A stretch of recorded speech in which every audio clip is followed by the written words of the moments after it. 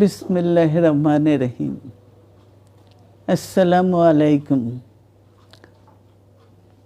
দীর্ঘদিন অসুস্থ থাকার পর আপনাদের সামনে কথা বলতে পারার জন্য আল্লাহর কাছে শুকরিয়া আদায় করছি।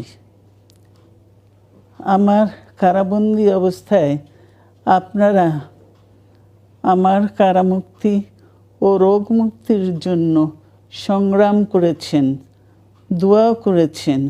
সেজন্য আমি আপনাদের সকলকে ধন্যবাদ জানাচ্ছি। দীর্ঘ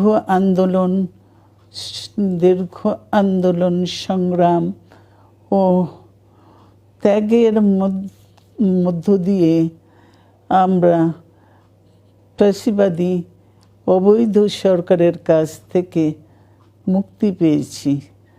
আমি আন্তরিক ধন্যবাদ জানাতে চাই আমাদের বীর সন্তানদের, যারা মরণপণ সংগ্রাম করে এই অসম্ভবকে সম্ভব করেছে।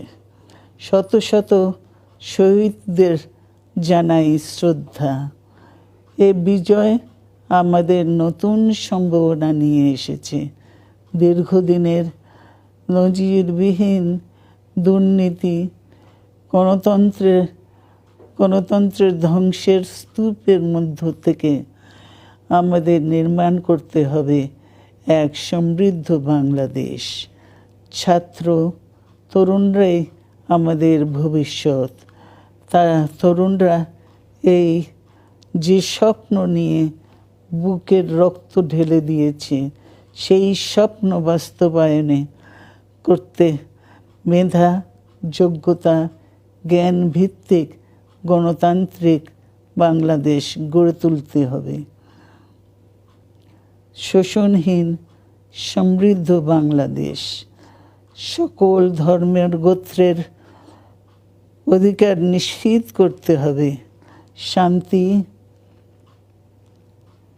প্রগতি আর সাম্যের ভিত্তিতে আধুনিক বাংলাদেশ নির্মাণে আসুন আমরা তরুণদের হাত শক্তিশালী করি। ধ্বংস নয়, প্রতিশোধ নয়, প্রতিহিংসা নয়, ভালোবাসা, শান্তি ও জ্ঞান ভিত্তিক সমাজ গড়ে তুলি। আল্লাহ হাফেজ। বাংলাদেশ জিন্দাবাদ।